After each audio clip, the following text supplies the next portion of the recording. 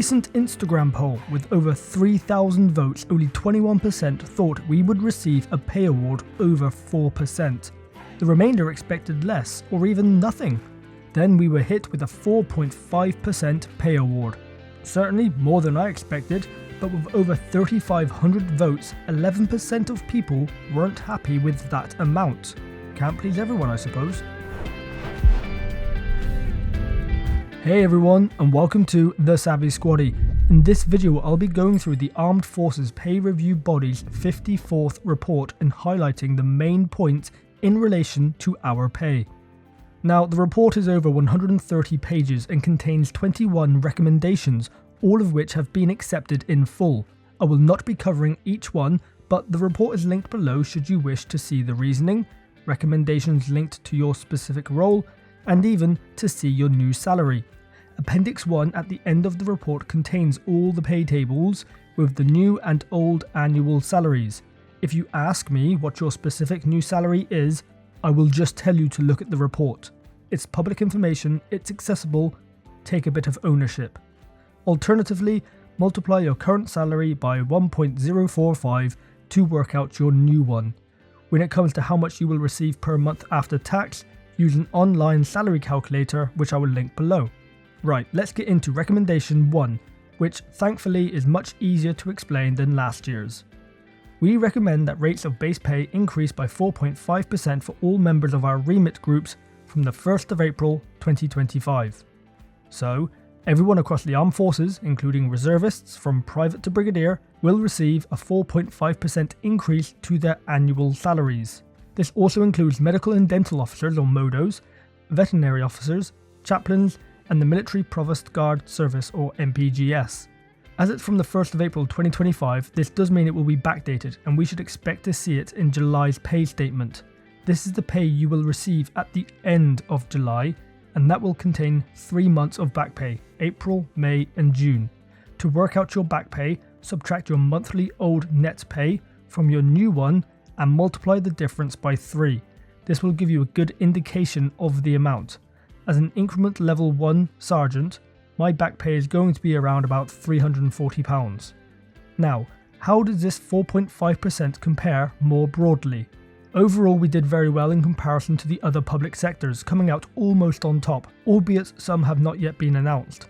We have also performed well when compared to those on Civvy Street. A poll conducted by Income Data Research found that only 14% of private sector employers intended on awarding pay increases of 4% or more, with 43% of employers awarding between 3 to 4%.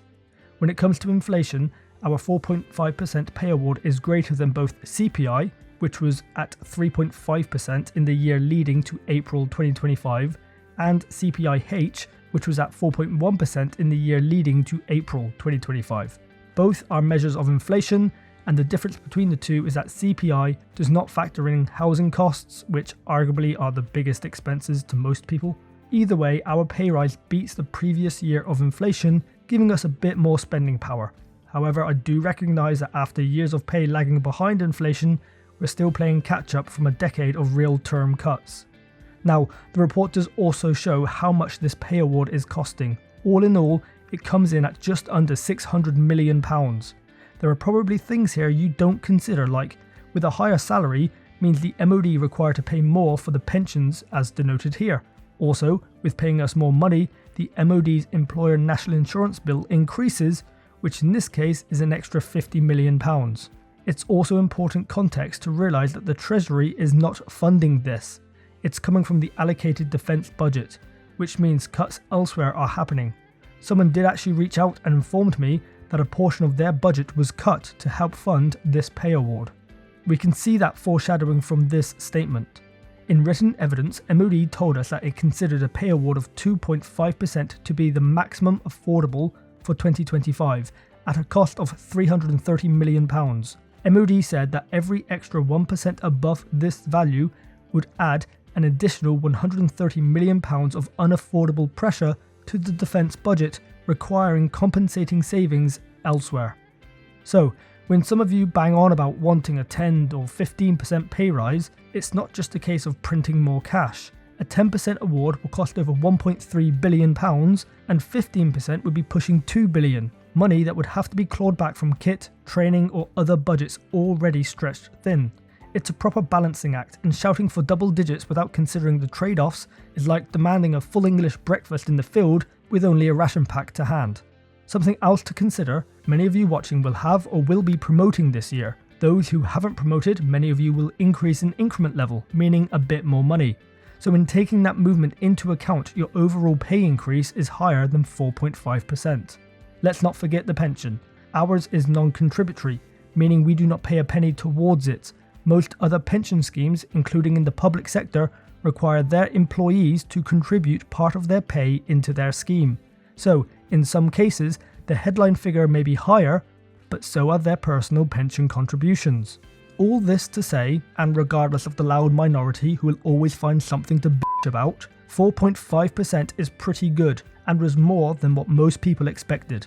Moving on to Recruitment and Retention Payments, or RRPs. Recommendation 11 states that all rates of RRPs should increase by 4.5% from the 1st of April 2025, in line with our main pay award recommendation. This will also be backdated. If you're watching and part of the Royal Navy catering services, then 2 retention payments are being introduced.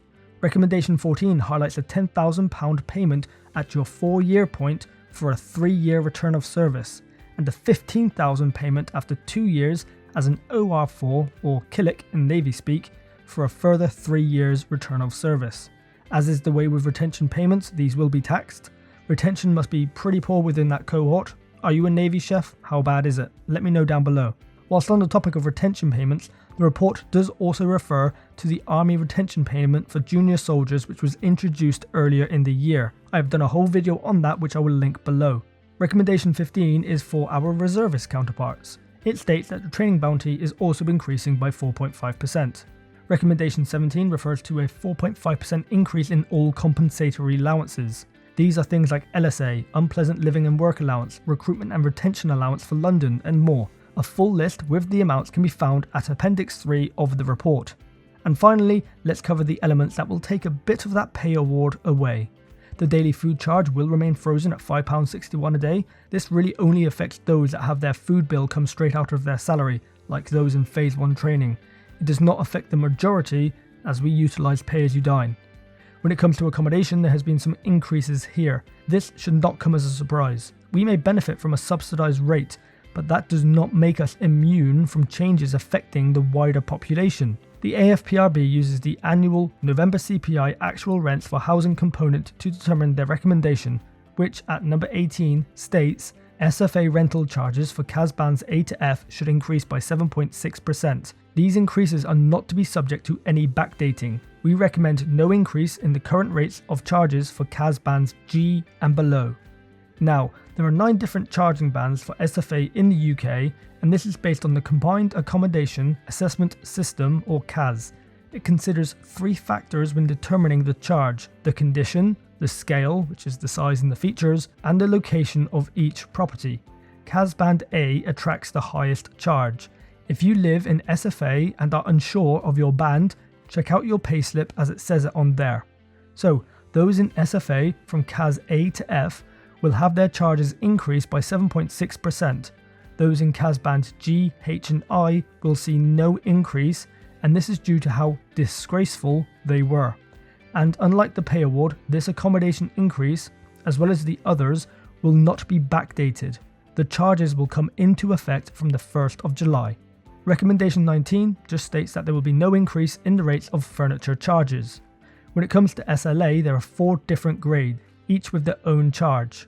Recommendation 20 states that SLA rental charges for Grade 1 should increase by 7.6%, with increases of 5.1% for Grade 2, 2.5% for Grade 3, and no increase for Grade 4 accommodation. These increases are not subject to any backdating.